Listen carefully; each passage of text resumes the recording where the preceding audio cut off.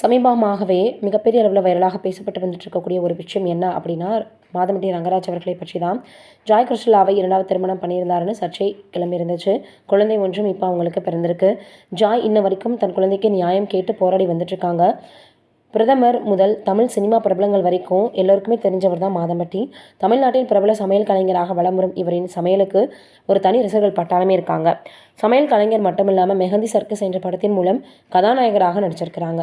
இந்த திரைப்படம் பெரிதும் வரவேற்பை பெறல. இதுக்கிடையில ஸ்ருதி என்பவரை மாதம்பட்டி ரங்கராஜ் திருமணம் செஞ்சார். இந்த தம்பதியினருக்கு 2 மகன்கள் இருக்காங்க.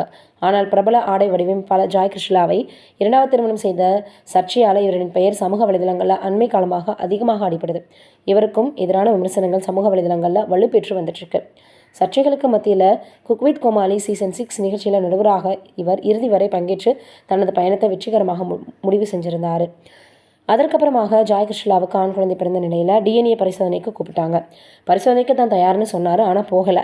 அதனால் குழந்தைக்கு நியாயம் கேட்டு ஜாய் இன்ன வரைக்கும் போராடி வராங்க. இந்த நிலையில் கொஞ்சமும் தயக்கம் இல்லாமல் தனது மனைவி ஸ்ருதி பிரியாவோட ஜோடியாக போஸ் கொடுத்து தற்போது மாதம்பட்டி ரங்கராஜ் சமூக வலைதளங்களில் வெளியிட்டிருக்கக்கூடிய அந்த ஒரு புகைப்படம் வைரலாகி வந்துட்டுருக்கு. அதற்கு ஜாய் எவ்வாறு பதில் கொடுக்க போகிறாங்கன்ற எதிர்பார்ப்பு இப்போது ரசிகர்கள் மத்தியில் அதிகமாக இருக்குது. என்ன நடக்க போகுது அப்படின்றத நம்ம வெயிட் பண்ணி பார்க்கலாம்.